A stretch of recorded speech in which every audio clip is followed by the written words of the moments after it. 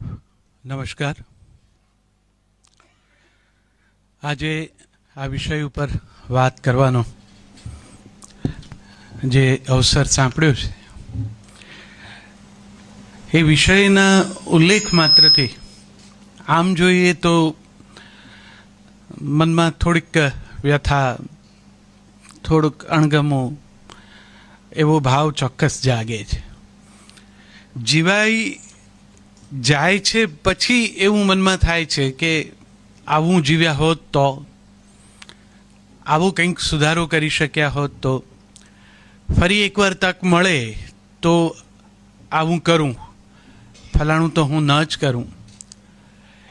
એટલે ઉંમરના એક એવા મુકામ પર આપણે છીએ જ્યાંથી હવે પાછા જઈ શકાય એવું છે નહીં, અને પાછળ જે કંઈ જીવાયું છે એની યાદ સતત મનમાં આવ્યા કરે છે. નવા સ્મરણો હવે રચવાનો બહુ અવકાશ નથી, નવા સંબંધો પણ હવે રચાય એવું નથી. કવિ કહે છે કે નવા સંબંધોનો સમય રસ ભીનો પણ ગયો, એટલે એવો સમય પણ હવે પાસે નથી. એટલે હવે જે કંઈ છે એ પેલા સ્મરણો જ આપણી સાથે છે, અને એ સ્મરણોમાં કશું બદલી શકાય એવું નથી. એટલે એનો ભાર એ પ્રસન્નતા ઉપર અસર કરે છે. એમાંથી આ વિષય પ્રગટ્યો છે કે જીવન સંધ્યાએ જીવન જીવવાની કળા. અઘરું છે.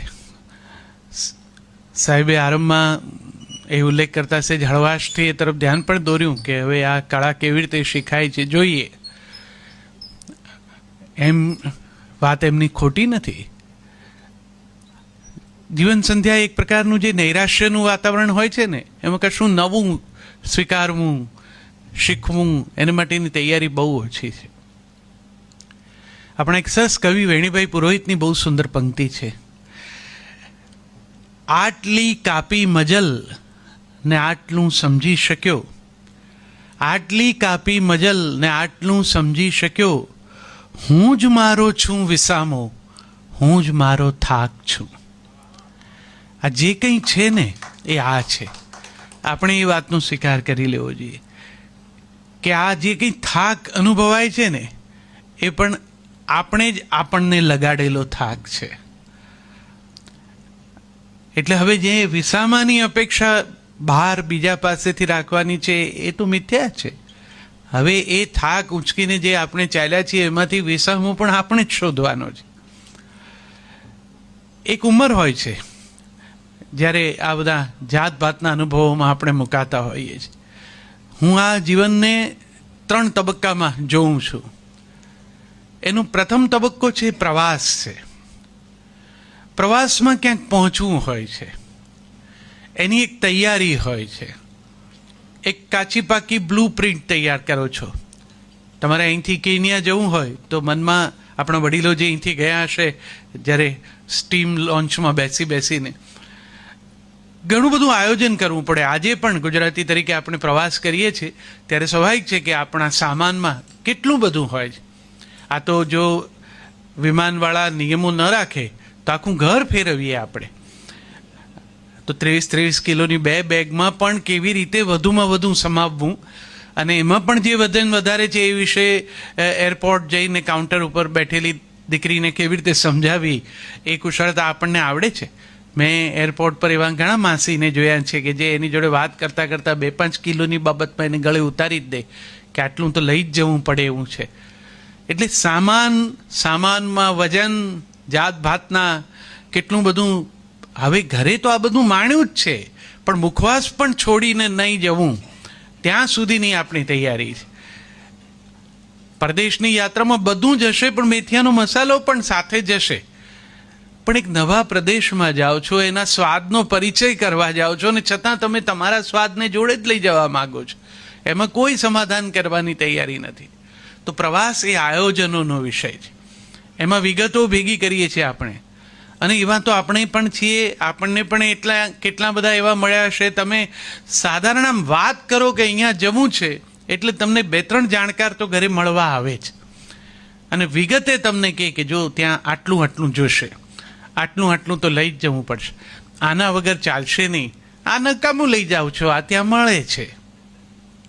એ જઈ આવ્યા છે, એ નથી જઈ આવ્યા એની કોઈ વાત નહીં, પણ એ તમને વિગત એટલી બધી આપે કે તમે જ્યારે ખરેખર એ સ્થળે પહોંચો ને ત્યારે તમને એ સ્ટેશન પરનો કુલી પણ ઓળખીતો લાગે. એટલી વિગતો એ તમારી આગળ ઢગલો કરી દે. પ્રવાસમાં ક્યાંક પહોંચવાનું છે, એને માટેની તૈયારી છે, એ તૈયારી પછી એ શરૂ થાય છે, એમાં લક્ષ્ય ઉપર જ ધ્યાન હોય છે, આજુબાજુ ક્યાંય નહીં. જ્યાં પહોંચવું છે ત્યાં પહોંચી જવાય. જીવનનો પણ શરૂઆતનો તબક્કો એ આ પ્રવાસનો તબક્કો છે. પછી જે શરૂ થાય છે પ્રૌઢ વયની આજુબાજુ એ સફર છે. સફર ઇંગ્લિશ શબ્દની રીતે પણ સાચો છે. એ ગાળામાં સફર કરવાનું આવે છે. ઘણું બધું સહન પણ કરવું પડે, ઘણા બધા સમાધાનો કરવા પડે, કેટલાક સંઘર્ષો પણ કરવા પડે. જ્યાં પહોંચ્યા છીએ ત્યાં ટકી રહેવું છે, વિશેષ ઓળખ ઊભી કરવી છે, હજુ પણ બીજું કંઈ ભેગું થઈ શકે તો ભેગું કરવું છે. એ બધું એ સફરનો ભાગ છે. અને પછીનો જે ગાળો છે જ્યાં હવે ઘણા બધા આપણામાંથી છીએ એ યાત્રા છે. યાત્રામાં ક્યાંય પહોંચવાનો આગ્રહ હોતો નથી, યાત્રામાં હોવું જ સ્વયં આનંદ છે. તમે એ એક યાત્રામાં છો. કદાચ અહીંથી કેદારનાથની યાત્રાએ જવા નીકળો ને કેદારનાથ ન પહોંચાય, પણ કેદારનાથની યાત્રામાં હોવાનો પણ એક આનંદ છે. પ્રવાસમાં આમ કડક બેસી રહેલા, ક્યાંક પહોંચવાના ઉત્સાહમાં, ઉશ્કેરાટમાં, અજંપામાં, હવે જ્યાં છો ત્યાં આજુબાજુ નજર કરતા કરતા જાઓ છો. રસ્તા કરતાં પણ આજુબાજુ વેરાયેલી પ્રકૃતિમાં પરમ તત્વના દર્શન થાય છે. એ આનંદ માણતા માણતા ચાલે છે, એ યાત્રા છે. યાત્રામાં પ્રાપ્તિનો કોઈ મહિમા નથી. હવે આ વયે કશું મેળવી લેવાનું કંઈ હોય નહીં. હવે તો જે માણ્યું તેનું સ્મરણ કરવું એ છે એક લહાણું, એમ આનંદ કરતા કરતા થાય એ યાત્રા છે. આપણને હવે સમજાઈ ગયું છે કે પ્રવાસ વખતે જે ભારે ભરકમ બેગ બિસ્તરા બાંધ્યા હતા એ વજન એ વખતે તો ઉંચકી શકાયું, કારણ કે હજુ બાવડામાં જોર હતું. યાત્રાએ વય જુદી છે, મુકામ જુદો છે. હવે એ વજન આપણું જ, આપણે જ ભેગે કરેલું, આપણને જ ગમતું, હવે આપણાથી ઉપાડાય એમ નથી. હવે એમાંથી તમારે જાતે નક્કી કરવા માંડવું પડે કે આટલું ઓછું કામનું છે, આટલું અત્યાર સુધી કામ ના આવ્યું, આ ખોટું ઉપાડ્યું તું, આ મૂકીને રાખીએ તો ચાલે, પાછળ કોકને કામ આવશે. પોતાની જાતે જ પોતાના પોટલા છોડવાના. એ ગઠરી જે બાંધીને માથા પર ઊંચકીને એ બહાર સાથે જે ચાલતા હતા પ્રવાસમાં, એ હેઠી ઉતારી અને એમાંથી જે હવે બિનજરૂરી લાગે છે એ બાજુએ મૂકતા જવાનું. હવે ટ્રાવેલ લાઇટનો સિદ્ધાંત લાગુ પડે છે. બને એટલું હળવાશથી યાત્રામાં હોવાનું છે, કારણ કે જેટલું ભેગું કરશો એટલું આપણે જ ઉપાડવાનું છે. અને ઉપાડ્યાનો થાક એટલો બધો છે, અહીંયા રસ્તામાં કોઈ આવીને એમ નથી કહેવાનું કે લાવ થોડું રસ્તે હું તમારું ઉપાડી લઉં, કારણ કે એણે એનું જ ઉપાડેલું હોય, એ તમારું ક્યાંથી ઉપાડવાનો છે.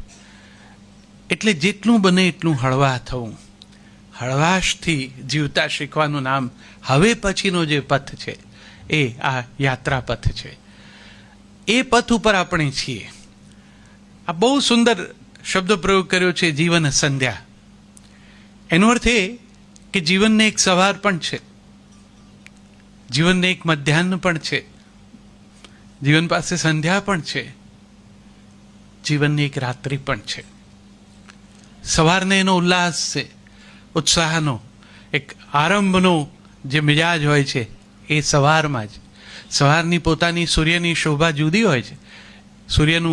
સૂર્યોદય સાથે જ તમારી અંદર પણ એક ઉત્સાહનું સંચરવું એ એક અદ્ભુત ઘટના છે. એ જીવનની સવાર છે. પછી પેલો મધ્યાહ્ન આવે છે, જ્યારે સૂર્ય તપે છે. તમારો પણ એક પ્રતાપ ઊભો થાય છે, તમે પણ તપો છો. કેટલાક તપ કરે છે ને કેટલાક તપે છે, કેટલાક તાપે છે ને કેટલાક એ તાપથી બીજાને દજાડે પણ છે. એ મધ્યાહ્ન છે. એ ગાળામાં આમ રોમ રોમમાં એક પ્રકારનો રોમાંચ હોય છે. હવે ધીરે ધીરે ધીરે કરતા ત્યારે કોઈ તમારી સામે નજર માંડી ન શકે, મધ્યાહ્નના સૂર્યને કોઈ જોઈ ન શકે, સૌની આંખોને આંજે એવો એ સમય છે. પછી સંધ્યા શરૂ થાય છે. સંધ્યા એ સંધિકાળ છે. સૂર્ય હજુ પૂરેપૂરો આથમી નથી ગયો, અસ્તાચળ તરફ એની ગતિ છે, પછી રાત આવવાની છે. પ્રકૃતિએ એવું નથી કર્યું કે મધ્યાહન પછી સીધી જ રાત લઈ આવે. નહીં તો આંખો અંજાયેલી હોય, મધ્યાહનના તાપને ઓચિંતો અંધકાર થાય તો આગળનો પથ દેખાય જ નહીં. પ્રકૃતિએ વચ્ચે એટલે જ સંધ્યાને મૂકી છે કે આંખોએ હવે ટેવાવાનું છે. ધીરે ધીરે થોડો તાપ ઓછો થશે, થોડા અજવાળા ઘટશે. આગળ આવી રહેલા અંધકારના પરિચયની વેળા છે જીવન સંધ્યાએ. એ સંધ્યા આવનારા અંધકારને આવકારવા માટે સજ્જ કરે છે આપણને. અંધકાર તો નિશ્ચિત છે જ. આ ચારમાંથી એક પણ તબક્કો નથી આવવાનો, કોઈને ત્યાં એવું છે નહીં. ચારે ચાર છે ને આવવાના જ છે, પણ શરૂઆતમાં યાદ નથી રહેતું કે આવી રહ્યા છે, કારણ કે પેલો જે ઉન્માદ છે એ બધું ભૂલાવી દે છે. પણ હવે આગળની યાત્રા પછી ખબર પડી છે કે રાત્રિ નક્કી છે, અંધકાર આવી જ રહ્યો છે. તો હવે મધ્યાહન તાજો તાજો ગયો છે, પોતાના વ્યક્તિત્વનો તાપ દોર ધમામ બધું જોઈ લીધું છે, અને સંધ્યા આવી રહી છે. બહુ આકરો છે આ સમય સ્વીકારવો. રાત્રિનો ભય પણ છે, મધ્યાહન માટેનું ખેંચાણ પણ છે. એની વચ્ચે આપણને થોડા સ્વસ્થ કરવાનો આ સમય પરમ તત્વએ મૂક્યો છે. એટલે જીવન સંધ્યાને આનંદતા શીખવું પડશે. જીવન સંધ્યાનો સ્વીકાર તો કરવો જ પડશે. ઘણા લોકો એમ માને છે, ના ના, એમ અમે કંઈ ઘરડા નથી થયા. ઘણા લોકો તમને વાતોમાં, વક્તાઓ પણ ઘણી વખત ઉત્સાહમાં એવું કહેતા હોય છે, અમે બધા દિલથી જુવાન છીએ. જે કાર્ડિયોલોજિસ્ટ છે એ લોકો જાણે છે એમ દિલથી કોઈ જુવાન હોતું નથી, થવાતું નથી. આપણે ઈચ્છીએ તો એ દિલ જુવાન રહેતા નથી. વયની અસર, વયનો ધર્મ દેહ ઉપર થાય જ, અને મન ઉપર પણ થાય. એટલે કારણ વગર યુવાન હોવાનો કે દેખાવાનો પ્રયત્ન શું કામ કરવો? આપની જ્ઞાતિ તો બહુ ગૌરવવંતી જ્ઞાતિ છે. મેં જોયું કે બહુ જવાબદારીપૂર્વક જ્ઞાતિના જે કંઈ શિષ્ટાચાર છે, એની પરંપરા છે, એની અંદર રહીને આપની જ્ઞાતિએ વિકાસ સાધ્યા છે. મને બહુ આનંદ છે. હું આપની કેન્યા નાયરોબી ખાતેના ઓશવાલ સેન્ટરના દર્શનનો લાભ મેં લીધો છે, અને ત્યાં જે તમારું ગૌરવ છે, ત્યાં જે ઠાઠ માઠ છે, એ નગરના વિકાસમાં તમારું જે યોગદાન છે એ મેં અનુભવ્યું છે. મારી બહેન ત્યાં ડૉક્ટર છે, બહેન બનેવી બંને, અને એ લોકો બહુ ઓશવાલ સેન્ટર એ બહુ ગૌરવનું સ્થાન ગણાય છે કોઈ પણ મોટા પ્રસંગની ઉજવણીનું. તો એ તમે પરદેશમાં પણ મેળવ્યું છે, કારણ કે તમે તમારા મૂળ સાચવી રાખ્યા છે. પણ છતાં અત્યારે જે રીતે સમાજ અને મહાનગરોમાં તો જે સ્થિતિ છે, હું કોઈ એવી ટીકાના સંદર્ભમાં નથી કહેતો, પણ હું એમ માનું છું હંમેશા કે વયનું ગૌરવ જાળવવું. હૃદયથી જુવાન હોવાના અનુભવ મનમાં કરવા હોય તો એની કંઈ ના નથી, પણ એને દેખાવમાં લાવવાનો પ્રયત્ન મિથ્યા છે. અમારા પડોશમાં એક જે પરિવાર રહે છે, એમની દીકરી કંઈક 6-7મા ધોરણમાં છે. એટલે મમ્મીઓ અત્યારે સુપર મોમ છે સૌથી વધુ. પપ્પાઓ વ્યસ્ત છે પોતપોતાના વ્યવસાયમાં. મમ્મીઓને બાળકોના વિકાસમાં બહુ સ્વાભાવિક રીતે વિશેષ રસ છે. બધી દોડાદોડ એ જ કરતી હોય. મમ્મી દીકરીને લેવા જાય, સ્કૂલે મૂકવા જાય, ક્લાસમાં મૂકવા જાય, લેવા જાય, એટલા બધા પ્રવૃત્તિમાં માતાઓ હોય છે. હવે એ દીકરીએ એક વખત એની મમ્મીને બહુ સુંદર સૂચન કર્યું. સંપૂર્ણ આદર અને સન્માનના ભાવ સાથે હું કહું છું મહિલાઓ માટેના. એ દીકરીએ એની મમ્મીને કીધું કે મમ્મી, તું સ્કૂલે આવે ને મને લેવા કે મૂકવા, ત્યારે આમ મારી મમ્મી જેવી લાગે એવું કરજે. એની મમ્મી પહેલાં ના સમજી કે શું કહેવા માગે છે બેબી, પણ મમ્મી સ્વાભાવિક છે, જે ફ્લો છે એ પ્રકારે આધુનિકા છે. બાળકને મા જેવી જ જોઈએ છે, અને મમ્મીને મમ્મી દેખાવાનો થોડો આગ્રહ ઓછો છે. તો વય સાથેની સ્પર્ધા એ ગૌરવવંતી હોય ત્યાં સુધી બરોબર છે, પણ એની મર્યાદા ચૂકી જાય છે ને ત્યારે શોભતી નથી. આ મેં તડકામાં નથી સફેદ કર્યા, એની વયની સાથે થયા છે ને મેં એને થવા દીધા છે. હું કાયમ કહું છું કે આની પાછળ એટલા વર્ષો ગાળ્યા છે એટલે આ થયા છે. અત્યારે કોઈ પણ ઈચ્છે તો એકદમ એના આવા નહીં થાય, એનો સમય લે છે. અને કેટલાકને એની સામે વાંધો હોય છે.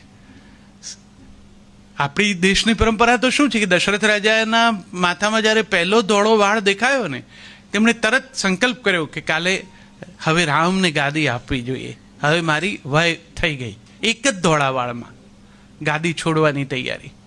અત્યારે માથે આખી ટાલ પડી જાય છે તો છોડવા તૈયાર નથી થતા ગાદી. તો આ સમજ કે તમારા માથામાં આવતો એ સફેદ વાળ તમને ઘણું બધું કહી જાય છે. આજે બાપુએ કથામાં બહુ સુંદર ઉલ્લેખ કર્યો. આજે અમેરિકા રોચેસ્ટરની કથા હું સવારના સાંભળતો હતો. બાપુએ કીધું વાળ ધોળા થાય છે ને એ પણ તમે જોજો શરૂઆત કાન પાસેથી થવાની શરૂઆત થાય છે. કાન પાસે સફેદ એટલા માટે શરૂ થાય છે કે તમને કાનમાં કહે છે કે હવે સમજો, હવે વાય થઈ. હા, શોખ હોય, અમુક જાતનો વ્યવસાય હોય તો અમુક રીતે બહુ ધોળા વાળ રાખીને ફરવું કદાચ ન ગમે અથવા અનુકૂળ ન હોય. તમારી પ્રતિભાને કે તમારા કામને ધ્યાનમાં રાખતા તમે કદાચ એને કાળા કરવા માગતા હો, એવું બને. મારો વાંધો કાળા થાય કરો એની સામે વાંધો નથી, પણ એમાં કેટલી બધી મર્યાદા અને કેટલી પરેશાની છે આને કાળા કરવામાં. એક તો બહુ ધ્યાન રાખવું પડે ક્યારે કરવા છે. વચ્ચે થોડા વખત જો ચૂકી જાઓ તો એવા કંઈક વિચિત્ર થાય છે કે જોવા ના ગમે. એટલે સમયાંતરે સમયસર કરાવવા જ પડે. એના નિષ્ણાતો પાસે કરાવવા પડે. એ પણ એક એડિશનલ ખર્ચો તો છે જ. અને જો એ જે નથી થાય છે, એ જો કંપનીની પ્રોડક્ટનો એ બેચ સારી ના આવી તો એવા રંગેલા વાળે જો બહાર નીકળો ને વરસાદ પડે તો કેટલું રહસ્યોદ્ઘાટન અકારણ થઈ જાય. એના કરતાં જે છે એમ રાખ્યા હોય તો વરસતા વરસાદમાં હું તો નીકળી જાઉં છું, મને વાંધો નથી આવતો. મારે આમ તેમ ઢાંકવું કાંઈ નથી પડતું. ઉપર ત્યાં બહુ લાંબા છે તો મને કોઈક વાર એમ કામ લાગે છે. અને લાંબા સારા ઘણું બધું ન સાંભળવા જેવું ફિલ્ટર થઈ જાય. હું પહેલેથી એટલે જ આમ જ રાખું છું. પણ આપણે કોણ જાણે કેમ રૂપિયા અને વાળ બંનેમાં ધોળાનો આદર નથી. બંનેમાં આપણને બીજો રંગ જ ગમે છે અને એ માટેની જ લડાઈ ચાલે છે. એટલે જેનું નામ જ ડાય છે એ તમને કેટલું જીવાડે. એના કરતાં જે જેમ છે તેમ રાખ્યું હોય તો. વાંધો ક્યાંથી શરૂ થાય છે તમને કે તમારા માથામાં ધોળો વાળ જોઈને કોઈ તમને કાકા કે કાકી એમ કે છે એટલે આંટી મત કહો ના. એ જે વાત છે ને એમાંથી આવી. સ્વીકાર નથી થતો વધતી વયનો એટલે પ્રશ્ન ઊભો થાય. તમે કાકી તો હો કે નહીં? ખરેખર જે લોકો તમને કાકી કહે કે મને કાકા કહે એવડા મારા ભત્રીજા કે ભત્રીજી છે જ. પેલો માત્ર અજાણ્યો છે એટલે મને નથી ગમતું. હા, કોક વાર એવું થાય છે કે જેને આપણે કાકા કહીએ એવા આપણને કાકા કહે ત્યારે ચોક્કસ થોડુંક ઓછું આવી જાય. પણ એને માટે અંગ્રેજીમાં uncle is a better word. Uncle કહે તો ચાલી જાય છે. પણ આ કાળા કે ધોળા વાળ એમાં જે વયના ગૌરવનો ભેદ છે એ જે ચૂકાઈ જાય છે જીવન સંધ્યાએ. અને હજુ પેલા કાળા રાખવા છે, નથી રહ્યા તો હવે કરવા છે. એ બધી જે તૈયારીઓ છે ને એ એટલા બધા અકારણ વ્યસ્ત રાખે છે, વ્યગ્ર પણ રાખે છે. એના કરતાં જે છે તે એનો સ્વીકાર. જીવન સંધ્યાએ પ્રસન્ન રહેવાની, જીવન જીવવાની કલા તો આવડે જો સ્વીકારનો ભાવ આવે. સ્વીકાર માટે સૌથી પહેલી શરત છે આવકારની. જે આવી રહ્યું છે એને આવકારો. પહેલાં આવકારો પછી સ્વીકારો તો ચોક્કસ આનંદ આવશે. ઈશ્વરે આ જુદી જુદી વયના જુદા જુદા તબક્કા અમસ્તાનથી બનાવ્યા. આ જગત જીવવા જેવું લાગે એટલા માટે બનાવ્યા. ઘરડા શબ્દ ન ગમે હું સમજું છું. ઘરડા શબ્દ સારો પણ નથી. આપણે એને ટાળી પણ શકીએ એમ છે. આપણી પાસે બહુ સુંદર શબ્દ છે વૃદ્ધ. વૃદ્ધ એટલે સમૃદ્ધ, જે અનુભવોથી સમૃદ્ધ છે એ વૃદ્ધ છે. તો જે આમ જિંદગીની યાત્રાને જો જોઈએ તો કેટલી સરળ છે. વધવું, વિસ્તરવું, વિકસવું, વિલસવું ને વિરમવું. આટલામાં બધું જ પૂરું થઈ જાય છે. વધવાથી વિરમવા સુધીની આ યાત્રા છે. તો વચ્ચેનો તબક્કો તમે જાણી લીધો, માણી પણ લીધો. હવે ધીરે ધીરે સૂર્ય અસ્તાચળ તરફ જતો હોય તો એની વંદના જ હોય ને. આપણી પરંપરા તો ઉગતા સૂર્યને પણ અર્ઘ્ય આપે છે અને આથમતા સૂર્યને પણ. એ તો સૂર્યનું વ્યક્તિત્વ છે કે જે એના આથમતા સ્વરૂપને પણ વંદનીય બનાવે છે. તમે જેટલા લોકો હિલ સ્ટેશન પર ફરવા જાઓ છો એ બધાને ખબર છે કે પ્રત્યેક હિલ સ્ટેશન પર એક સનસેટ પોઈન્ટ હોય છે અને સનસેટ પોઈન્ટ પર ભીડ સૌથી વધુ થાય છે. અમસ્તું કોકને આથમતા જોવાનું માણસોને ગમતું હોય છે, પણ સૂર્ય એવો પ્રતિભાશાળી છે કે એનું આથમવું પણ એટલું બધું અદ્ભુત છે કે એ જોવાનું તમને મન થાય. અને તમે જોજો, ગમે એટલું મોટું ટુરિસ્ટ ગ્રુપ હોય, અંદર અંદર ખૂબ ગપ્પા મારતું હોય, વાતો કરતું હોય, અને સૂર્યના અસ્ત થવાની વેળા જોવા માટે એકઠું થયું હોય, એ જ્યારે સૂર્યાસ્તની ક્ષણ આવે છે ને ત્યારે શાંત થઈ જાય છે. બધા મૌન થઈને જોયા કરે છે. આ આખી સૃષ્ટિને જે પોતાના પ્રકાશથી અજવાળે છે એવો સૂર્ય એ ધીરે ધીરે જ્યારે ડૂબી જાય છે ત્યારે એક પ્રકારની ગ્લાની, એક પ્રકારની વેદના, એનું મૌન ત્યાં હાજર રહેલા બધા ઉપર છવાઈ જાય છે. સૂર્યનો એ પ્રભાવ છે. તો જીવન સંધ્યાએ એ યાદ રાખવું જોઈએ કે આપણે હવે એક સનસેટ પોઈન્ટ ઉપર છીએ. હવે આપણે આપણા વ્યક્તિત્વના સૂર્યનું એવું જો જીવતા જીવતા પ્રતિભા સ્વરૂપ ગોઠવ્યું હોય તો ચોક્કસ આપણે જ્યારે આથમવાની વેળા આવે ત્યારે વંદન કરવાનું સૌને ગમે. પણ ઉગતા સૂર્યને સૌ પૂજે એટલે એ વખતે તમારો વટ પડ્યો હોય તો એ કંઈ બહુ મોટી વાત નથી. મધ્યાહ્નના સૂર્યનો તાપ સૌને લાગે એટલે સૌ તમારાથી દૂર રહીને પણ આશરામાં રહેવાનું ટ્રાય કરે.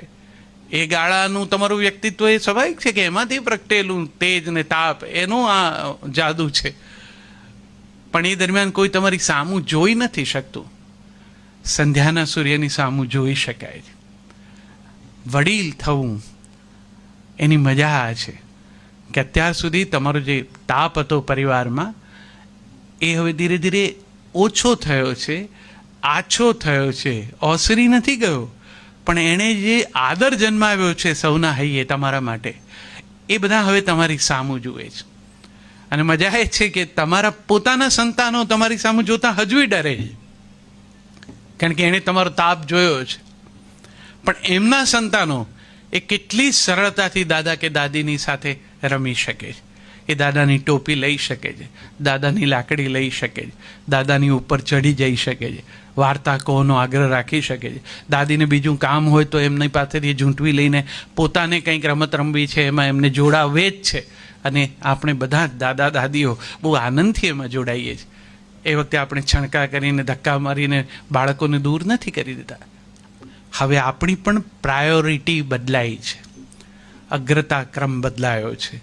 જીવન સંધ્યાએ જીવન જીવવાની કળા શીખવી હોય એણે પોતાની પ્રાયોરિટી બદલવી જોઈએ, અગ્રતા ક્રમ બદલવો જોઈએ.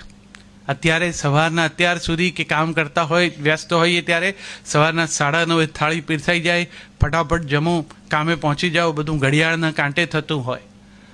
હવે ઘડિયાળ સાથે સ્પર્ધાનો સમય નથી. હવે સમય જ સમય છે. ઘડિયાળ તમારી બંધ ન થાય ત્યાં સુધી તમારે જે આનંદવાનો છે એ સમય તમને ઈશ્વરે આપ્યો છે. આ તમે પોતે રળેલો સમય છે. It is hard earn time. એને તો તમારે આનંદવો જોઈએ. તમે જ આ બધી મહેનત કરીને અહીં સુધી આ યાત્રાના સ્વરૂપે જીવનને પહોંચાડ્યું છે. હવે બીજાને એ આપવાનું છે. જીવન સંધ્યાએ જીવન જીવવાની કળા એ ટ્રાન્સફર ઓફ પાવર પણ છે, ચેન્જ ઓફ રિસ્પોન્સિબિલિટી. આપણી મોટી મુશ્કેલી એ છે કે એવી રિસ્પોન્સિબિલિટી માટે બીજાને આપવા માટે આપણે તૈયાર નથી થતા. આપણે હજુ પકડી રાખવું છે, છોડવું નથી. પપ્પા હજુ પેઢીએ જાય જ છે, જઈને બેસે જ છે થડા ઉપર, ધ્યાન રાખવા માટે બેસે, કબૂલ. છોકરાઓને ગ્રૂમ કરવાના હોય, તૈયાર કરવાના હોય તો કંઈ ખોટું નથી. માર્ગદર્શન માટે હાજર રહેવું પણ જોઈએ. ક્યાંક સલાહ સૂચન પણ હોય, પણ ક્યાંક સહેજ અળગા બેસીને ઓબ્જેક્ટિવલી સાક્ષી ભાવથી એને એની રીતે કામ કરતા જોવાય દેવાનો હોય. ત્યારે તમારે તમારા યુવાનીના કાળને પણ વિચારવો જોઈએ કે આપણે જેટલા સોદા કર્યા એ બધા જ સરસ ને સફળ થયા, બધામાં આપણે કમાયા એવું થયું, કોઈકમાં આપણા હાથે પણ ક્યાંક નુકસાન થયું છે, તો આને આપણે નુકસાનમાં તો નહીં ઉતરવા દઈએ. આપણો દીકરો છે અને આપણી પાસે અનુભવ છે, પણ એણે એક સાહસ કર્યું છે, એના મનમાં કોઈ ખ્યાલ છે કે આમાં સફળ થવાશે અને એટલે એણે પગલું ભર્યું છે, તો એની સાથે રહીએ, એની પાછળ ઊભા રહીએ, એના બેકબોન થઈએ. આપણી એ તૈયારી નથી. તને નહીં આવડે એનાથી વાતની શરૂઆત કરનારા કેટલા બધા વડીલો છે. એ તને નહીં આવડે, આ રહેવા દે એવું કહેનારી કેટલી બધી માતાઓ છે. તો આ નહીં આવડે કે આ રહેવા દે તો એ ક્યારે કરે? તમે સંપૂર્ણપણે ચિત્રમાં જ ન હોય એના દિવસની રાહ જુએ એવું તમે શું કામ ઈચ્છો છો? એક યોગ્ય ઉંમરે દીકરાની સહી પણ ચેકબુકમાં ચાલવી જોઈએ. હવે એ પણ ચેક ફાડી શકવો જોઈએ. બહુ જ શરૂઆતમાં એવું લાગતું હતું બેની સહી રાખજો, પછી ધીરે ધીરે એની એકલાની સહીથી પણ કામ ચાલે એવો અધિકાર એને આપો. તમે અધિકાર આપશો ને તો જવાબદારી જોડે જોડે એની સાથે આવવાની જ છે. આવું એકલા પુરુષો કરે છે એવું નથી, સ્ત્રીઓ પણ એટલી જ એ બાબતે એમણે પણ ચોકસાઈ રાખવાની જરૂર છે. ઘરમાં પુત્રવધૂને જે ચેન્જિંગ ઓવર કરવાના છે, ચાર્જને હેન્ડિંગ ઓવર છે, એના કેટલા સુંદર દ્રશ્યો ટેલિવિઝન સિરિયલોમાં આવે છે. બહુ ભાવુક થવાય એવા દ્રશ્યો સ્ક્રિપ્ટ રાઇટરો લખે છે. વહુવારું નવી નવી ઘરમાં આવતી હોય ને આમ ઉંબર પર એને આવકાર આપે ને એ પાછી ઘરમાં આવે ને એનું એક રમ્ય દ્રશ્ય એવું હોય જ છે હંમેશા. દરેક ફિલ્મમાં એક ક્લોઝ શોટ હોય છે જેમાં પેલા મમ્મી છે એ ચાવીનો જોડો આમ ધરે અને પેલી સુંદર મહેંદી રસેલા હાથવાળી વહુવારુનો હાથ આમ નીચે હોય, એ પેલી ચાવી સ્વીકારે.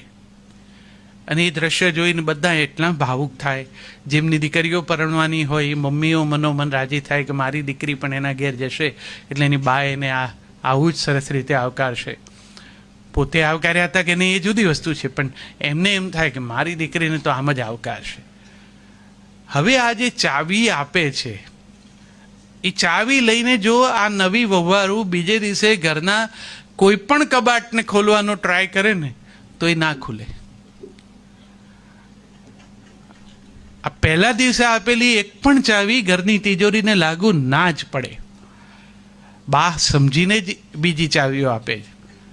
બાને હજુ ઝડપથી ચાર્જ આપી નથી દેવો, એટલા માટે નથી આપવો કે બા ઈચ્છે છે કે હજુ આ નવી છે ને આપણા ઘરની પરંપરા પ્રમાણે ઘડાય.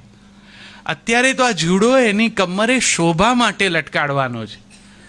એ છન છન વાગે એ ચાલતી હોય ત્યારે એનો આનંદ એણે અને આમને બંને લેવાનો છે.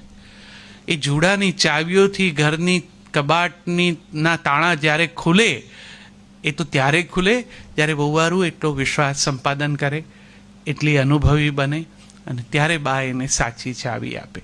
સંસારની પણ પ્રસન્નતાની ચાવીનું પણ આવું જ છે. તમારે તમારી જવાબદારી અદા કરવાની શક્તિ એ સાબિત કરવી પડે. આપણે એવું સમજીને આપણી દીકરીઓને દીકરા વહુઓને ચાવી આપીએ. બધો જ વખત બધું જ બધે જ સમયે આપણું જ ધાર્યું થાય ને થવું જોઈએ એવું તો બધાને ગમે, પણ એવું થાય નહીં. આ અથાણાની સિઝનમાં તો મેં ઘણા એવા કુટુંબો જોયા છે. એક હવે તો પરંપરાઓ મોટા શહેરોમાં તો ચાલી ગઈ લગભગ અથાણા બનાવવાની. એક સમય હતો જ્યારે જઈને કેરી પસંદ કરીને લાવતા અને આખું પરિવાર ઇન્વોલ્વ હોય ને કોઈ એક જણાએ કેરીઓ ધોવાની ને બીજો એને લૂછે ને ત્રીજો એને કટકા કરીને એક જણ છીણે ને આમ બનતી હતી. પ્રત્યેક ઘરના અથાણાની એક વિશેષ રેસીપી હોય છે. એમના ઘરના અથાણાનો એક સ્વાદ હોય છે. એ સ્વાદ પેઢીઓથી કેરી ફોરવર્ડ થાય છે. તમારા દીકરાને તમે બનાવેલા અથાણાના સ્વાદની ટેવ છે. એને એ ખાટું અથાણું મમ્મીના હાથનું ભાવી ગયું છે. હવે એ પરણ્યો છે, એની વહુ આવી છે ઘેર અને અથાણા બનાવવાનું ઘરમાં જ્યારે આયોજન થાય છે ત્યારે આ દીકરી એના ઘેર 22-24 વર્ષમાં ખાટું અથાણું બનતું જોઈને આવી છે. હવે જો આ સાસરે આવીને ખાટું અથાણું બનતું હોય ત્યારે એ ફોન કરીને પોતાની મમ્મીને તમારી હાજરીમાં એમ પૂછે કે મમ્મી આ પછી આમાં રઈના કુરિયા નાખવાના કે મેથીના, તો તમારો જે મિજાજ છટકે. એણે સમજવાનું છે કે હવે જે ઘરમાં એણે અથાણું બનાવવાનું છે ત્યાંનો નિર્ણય લેવા માટે જે સક્ષમ છે અધિકારી છે એ સામે જ બેઠા છે.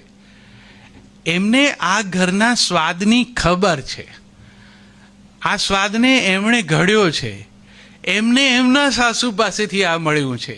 એ પણ આવ્યા હશે ત્યારે અથાણામાં ખાંડ નાખવાનો કે ગોળ એ વિશેની દ્વિધા હશે. પછી બાએ કીધું હશે કે આપણે ત્યાં આ ગોળ નાખીએ છીએ. એ હવે આ વહુને શીખવાનું છે. આ વહુ નવા જમાનાની છે, એની પાસે પ્રિઝર્વેટિવ્સને લગતા પોતાના જુદા ખ્યાલ પણ હોય. એ બંને સાથે બેસીને સાસુ વહુ હિંચકો ખાતા ખાતા ડિસ્કસ કરીને કોઈ કોમન રેસીપી ડેવલપ કરે તો ઉત્તમ છે. પણ ઝડપથી હેન્ડિંગ ઓવર અને ટેકિંગ ઓવર ચાર્જનો જે સંઘર્ષ ઊભો થાય છે ને, એ મોટા ભાગે જીવન સંધ્યાએ આપણે જ્યાં મોટા વડીલ મિત્રો બહેનો જે ઉંમરે પહોંચ્યા છે એમને સૌથી વધુ એનો અનુભવ થાય છે. એમને લાગે છે કે બધું બદલાઈ રહ્યું છે, હવે કશું પહેલાં જેવું નથી.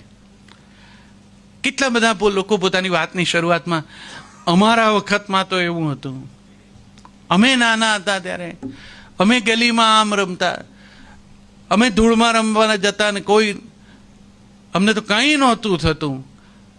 અને તમારા દીકરાનો દીકરો ગલીમાં રમવા જાય તો એની મોમ દોડતી આવીને બાબાને ઘરમાં લઈ આવે. દાદા કહે કે ધૂળમાં રમાય વાંધો નહીં, એવું ઇમ્યુન થવાય. પણ પેલી માનવા તૈયાર નથી. એની તાલીમ જુદી છે, એ જુદા સમયમાં મોટી થયેલી છે. મેં એવા અમેરિકામાં એક કાર્યક્રમમાં આપણું એક બહુ જાણીતું ગીત ગવાયું, પોતે ભીનામાં સૂઈ એને સૂકામાં સુવાડ્યો. માં કેવી છે એનું વાત કરતા કરતા દલપતરામનું એક દીકરીએ મને મધ્યાંતરમાં પૂછ્યું, મને કે એટલે શું? મેં કહું આટલું બધું સરળ છે ને આને કેમ નહીં સમજાયું હોય? પછી મને યાદ આવ્યું કે આ ડાયપર સંસ્કૃતિની છે. એને કલ્પના જ નહીં આવે કે મમ્મી આખી રાત ધ્યાન રાખે કે બચ્ચું રાતના શું કરે તો એને ઉપાડી પાછું એક પથારીનો જેટલો કોરો ભાગ હોય એટલામાં એને સુવાડે, પાછી પોતે બિચારી પડખું ફરીને બાકીનામાં સવાર સુધીમાં મમ્મી ભીનામાં જ સૂતી હોય પણ બાળકને એણે કોરામાં સુવાડ્યું હોય. આ ઉછેરની પદ્ધતિઓ હવે બદલાઈ ગઈ. પણ હવે જો એ ડાયપર વાપરે ને તમે રિએક્ટ કરો કે કેમ ડાયપર વાપરે છે, અમે આમ કર્યું હતું ને, એ ન ચાલે. હવે જે ડૉક્ટરો છે એ બહુ જુદી રીતે વિચારે છે. આપણામાંના મોટા ભાગના પેલા ઘોડિયાના ખોયામાં આમ સૂતા છે અને એમાં જ મોટા થયા છે. મમ્મી હાલરડા ગાય અને આમ થપકી મારતી જાય અને સૂઈ જાય છોકરા ખોયામાં ને ખોયામાં આમ. હવે આ લોકો ના પાડે છે કે એવા આમ વળેલા ખોયામાં બાળકને ન સુવાડાય, એને આમ ફ્લેટ પારણામાં જ સુવાડાય. આમ સૂવે ને તો એની કરોડરજ્જુ વળી જાય. હવે આ કહેનારા ડાક્ટરો પોતે પાછા ખોયામાં જ મોટા થયા છે. પણ હવે જે નવી શોધ થઈ હશે એ પ્રમાણે એમને સાચું લાગતું હશે. પણ ખોયામાં જે સૂતા હતા એમને દાદીમાને પૂછો તો એ કહે છે કે ના આમ સૂતું હોય ને તો એ માના પેટમાં સૂતું છે એવું એને લાગે, કારણ કે પેટમાં એવી જ રીતે બેઠું હોય છે તો એને હૂંફ લાગે, સલામતી લાગે, એમાં એ સૂવે. પાછી મમ્મી હાલરડું ગાતી હોય, બધાની મમ્મી કોઈની લતા મંગેશકર નથી હોતી, એટલા બધા કંઈ સુરીલા હોવું જરૂરી નથી. માત્ર મમ્મીનો અવાજ બાળકને અંદરથી એક સધિયારો આપે છે કે આ અજાણ વાતાવરણમાં જગતમાં જેને હું ઓળખું છું એવો એક અવાજ અહીંયા મારી પાસે છે. અને જે થપલી મારે છે એ થપમાં એ મમ્મીની હાજરી અનુભવે છે કે મા પાસે છે, હું સિક્યોર છું, હવે હું સૂઈ જાઉં. હવે આમાંનું કશું કોઈ કરતા નથી. એટલે શું છોકરા નથી સૂતા? સૂવે જ છે. સમયની સાથે બધું બદલાય. આપણે જે કંઈ રીતે ઉછર્યા કે મોટા થયા એ બધા જ આગ્રહો હવે લાગુ પાડવા જઈએ તો આ જીવન સંધ્યાએ ઘરમાં ક્લેશ જ થાય. હવે તમે પેલી આવડી મોટી જે આપણે નાના હતા ને ઘરમાં આમ 2.5-3 ફૂટની ઊંચી બરણીઓ ભરીને અથાણા જે બનાવતા હતા એ હવે લાવો તો શું થાય? એ એક બરણીમાં તો 3-4 વર્ષ આ લોકોનું ચાલે, કારણ કે એ આટલા તેલ મીઠું આવું બધું ખાય નહીં. એ તો હવે એના મિનિએચર આવે છે આવડા પેકિંગમાં, એ ટેબલ પર રાખે ને એની આજુબાજુ રોટલી ફેરવીને ખાઈ લે, કારણ કે એટલું બધું ખવાય નહીં સોલ્ટ ને ઓઇલ. હવે બદલાયું તો બદલાયું. આપણે એનો સ્વીકાર કરીએ. એક શબ્દ જે સૌથી વધુ ચર્ચાસ્પદ બન્યો છે જનરેશન ગેપ છે. જનરેશન ગેપ એ હમણાં હું અને મારા પછીની પેઢી એની વચ્ચે નથી, એની પહેલા પણ હતો. દાદાને પણ એમના દાદા સાથે જનરેશન ગેપ હતો. આપણા છોકરાઓ પણ મોટા થશે ને એમના બાળકોને પણ એમની સાથે જનરેશન ગેપ થશે. બે જનરેશન, બે પેઢી, એની વચ્ચે જે અંતર છે, ગેપ છે, એ રહેવાનો જ. એ સમયની સાથે વધે પણ ખરો, કારણ કે એમાં ઘણું બધું બદલાય છે ને ઘણું બધું સ્વીકારવાનું આવે છે અને એની સામે સંઘર્ષ થાય છે. તો જીવન સંધ્યાએ જીવવાની કળા છે એ આ જનરેશન ગેપને ઓળખવાની છે સાચા અર્થમાં. મને સતત એવું લાગે છે કે આ જનરેશન ગેપ નથી, આ કોમ્યુનિકેશન ગેપ છે. આપણા પછીની પેઢી સાથે જે સંવાદનો સેતુ સર્જવાની જરૂર છે એ નથી સર્જ્યો. જ્યાં જ્યાં એ સંવાદ સેતુ સર્જાયો છે ને ત્યાં ત્યાં સંઘર્ષ ટાળી શકાયો છે. તમે એવા પરિવારો જોતા હશો, તમારી આસપાસમાં પણ હશે, ભલું હશે તો તમારો પોતાનો પરિવાર પણ એવો હોઈ શકે કે જેમાં આ સંવાદ સેતુ આજે પણ એવો જ સરસ હોય. જે ઘરમાં વડીલો અને બાળકો એકમેકની સાથે વાત કરી શકે, પોતાને શું ગમે છે, પોતાને શું નથી ગમતું એ વિશે મોકળા મને ચર્ચા કરી શકે છે. ત્યાં જનરેશન ગેપ પ્રમાણમાં ઓછો અનુભવાય છે ને અનુભવાય છે તો પણ દુઃખદ નથી લાગતો, કારણ કે બંને પક્ષે વાત કરવાની તૈયારી છે. આપણે ત્યાં સૌથી મોટી ક્રાઇસિસ તો આ વાત કરવાની થઈ ગઈ. કોઈ કોઈની સાથે વાત કરવા તૈયાર નથી. હું તમને એમ કહું કે તમે જે અહીંયા ઉપસ્થિત વડીલો છે, પતિ પત્ની, તમે બે જણા કાલ સોમવાર નહીં, સોમવારથી આવતા રવિવાર સુધી એક ડાયરી રાખો અને એમાં નોંધ કરો કે બંને જણાએ એકમેક સાથે કઈ કઈ વાતો કરી. બે જણા ભેગા થઈને આજે હું મારા પતિ જોડે આટલી આ વાત બોલી, એમણે પછી આમ કીધું, એ પણ લખે મેં આવી વાત કરી, અને લઈને તમે આવતા સોમવાર પછીના સોમવારે ભેગા થઈને સામસામે ટેલી કરજો, નામાની ચોપડીની જેમ એકાઉન્ટ ટેલી કરતા હોય એમ, કે આપણે શું વાતો કરી. ત્યારે તમને ખબર પડશે કે આ વાતો કરવા આપણે પરણ્યા. એક પણ વાત વર્થ નથી, એક પણ. એટલી બધી ઇડિયોટિક, બિનજરૂરી, અર્થહીન, જરાય મહત્વ વગરની વાતો પતિ પત્ની જે એકમેકની સાથે પેલી અગ્નિની સાક્ષીએ ગોળ ગોળ ફરીને કેટલા મોટા સપ્તપદીની આજ્ઞાઓ અરસપરસ સ્વીકારીને પરણ્યા છે. શું શું કરીશું એવી કલ્પનાઓ સાથે, આપણી ટુગેધરનેસનું કેવું સૌંદર્ય હશે એ વિશે વિચારીને જે બે જણા પરણ્યા, એ બે જણા પાસે હવે જો આ ડાયરી ટેલી કરાવીએ તો ખબર પડે કે કશી મહત્વની વાત હવે આ લોકો કેટલાય વર્ષોથી એકમેક સાથે કરતા જ નથી. શું જમશો? આ એક જ સવાલ છે.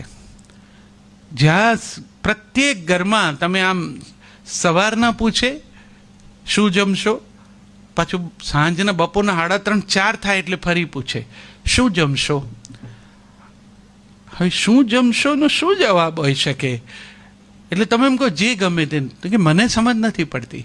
40-45 વર્ષના દાંપત્ય પછી તને સમજ નથી પડતી કે શું જમી શકાય. પણ એ કહે છે કે મેં આટલા વર્ષો નિર્ણય લીધો, હું કંટાળી ગઈ છું, મને હું જે બનાવું છું એમાં તમને ગમે છે, છોકરાઓ નથી ગમતું, દીકરાને ગમે છે તો વહુનું મોઢું ચડી જાય. આપણે શું તમે નક્કી કરો ને એ જ બનાવીએ. અને સાહેબ તમારા ઉપર જ્યારે આવે નિર્ણય લેવાનું કે શું જમશો, ત્યારે ખબર પડે છે કે આ કાશ્મીર કરતાં પણ વિકટ પ્રશ્ન છે. શું જમી શું શકાય? જે કોઈ તમને પોતાને જ પછી એમ થશે કે પહેલાં તો કંઈ સૂચશે જ નહીં પુરુષોને, પણ પછી જે સૂચશે એમ જ લાગશે કે આ તો યાર બહુ કંઈ આવું તો હમણાં બનાવ્યું હતું ને, આ પહેલી વખતે બનાવ્યું હતું ત્યારે તો બહુ કંઈ ભાવ્યું નહોતું ને, તો પછી હવે આ યાર તો હવે તું કરે તે. તો જે બે જણ શું જમશો, શું ગમશે એને બદલે શું જમશો સુધી ઉતરી ગયા છો, એ બે જણાએ જીવન સંધ્યાએ જીવનને રસમય બનાવવું હશે તો શું કરવું પડશે? પહેલાં તો આવી ક્ષુલ્લક વાતો એ ભલે કરો, પણ આવી એ તો કરો. તો ઘણાના તો પાના કોરા થશે. ત્યારે તમને ખબર પડશે કે આખા દિવસમાં કોઈ વાત જ નથી કરી આપણે બે જણા એકબીજા જોડે. તમે ઉઠ્યા ગયા, કામે ગયા, ફર્યા, ચાલ્યા, બધું દૈનિક પ્રક્રિયા, પાછા ઘેર આવી ગયા. એમણે પણ ઘરમાં પોતાનું જે કામ કરવાનું હતું કર્યું, સૂઈ ગયા, વળી સવાર પડી. તો આપણે જો એકમેકની સાથે વાત નથી કરી શકતા તો આ જીવનને રસમય કેવી રીતે તમે બે બનાવશો? પરમ તત્વની કૃપાથી જીવન સંધ્યાએ જો બંને સાથે હો તો એનાથી વધારે મોટો આનંદ શું છે? બેમાંથી કોઈ એક જણ સાથે કે કોઈ એકનું એકલા હોવું એનાથી વધુ જીવન સંધ્યાએ પીડાદાયક કંઈ નથી. તો જો બે સાથે હો તો નક્કી જ કરવું જોઈએ કાલથી જ, અરે આજથી જ, કે હવે જે કંઈ થઈ ગયું એ થઈ ગયું, વીતી ગયું એ વીતી ગયું. હવેના સમયને અરસપરસ દુનિયા જેને જે કરવું એ કરે.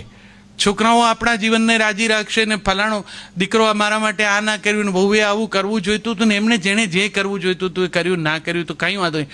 આપણે બે એકમેકને માટે એવું રહીશું કે જેથી આ જીવન રસમય લાગે. એ વાતો કરીશું. સાયકાઇટ્રિસ્ટ જ્યારે કોઈના દાંપત્ય જીવનમાં ઇસ્યુ પેદા થાય છે ત્યારે મનોચિકિત્સકો એક ટેકનિક હંમેશા સજેસ્ટ કરે છે, ફ્લેશબેક ટેકનિક. જે જીવાઈ ગયું છે એને યાદ કરો અને જીવનને રસમય બનાવો. અને એ કર્યા જેવું છે. તમને આમ કદાચ બહુ સાધારણ લાગે પણ એક પ્રયોગ કરવા જેવો છે. અને આમ લગભગ આ ઉંમરે આપણે બધા એ પાછળ સ્મરણ ઝૂલામાં જ હોઈએ છીએ.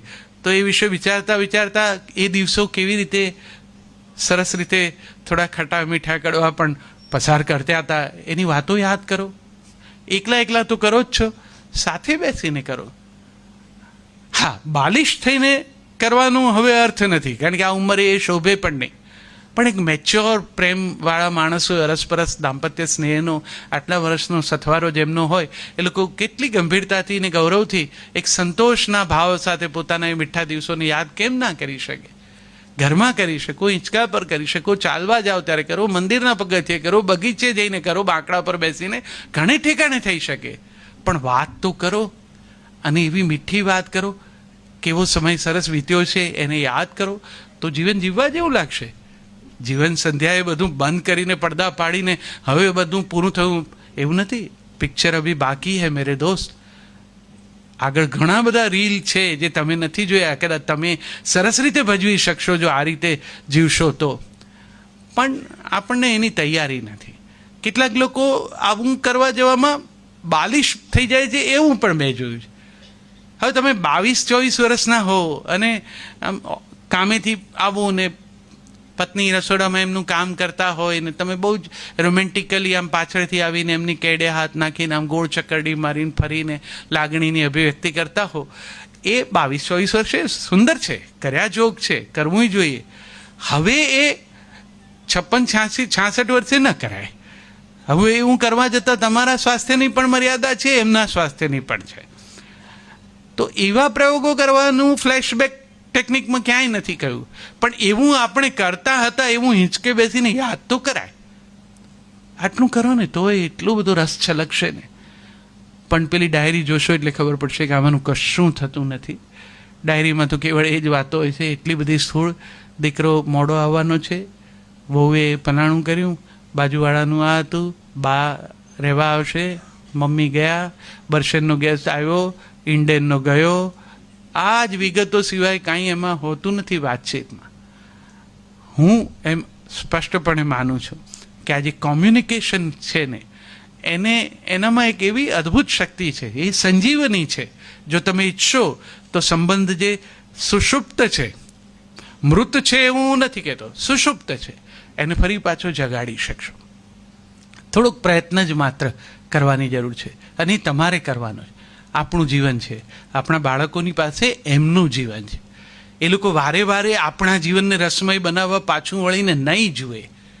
રોજ એ લોકોએ જ કંઈક આપણે માટે કરવું એવું માનશો તો કદાચ કોઈ દિવસ કોઈ કંઈ જ નહીં કરે.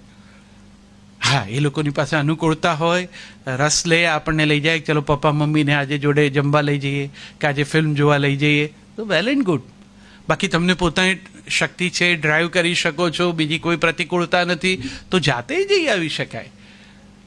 આપણા મનમાં, ઘણા લોકોના મનમાં એક ગેરસમજ એવી હોય છે કે જે વડીલ હોય એ ઘરમાંથી નીકળે ને એટલે મંદિરે જ જવું પડે.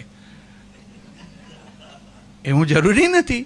વડીલ ફિલ્મ જોવા પણ જાય, વડીલ બગીચામાં પણ જઈને બેસી શકે. વડીલ પાસે જીવન છે ને જીવનના એના રસો છે, એ રસો આનંદવાનો એનો અધિકાર છે.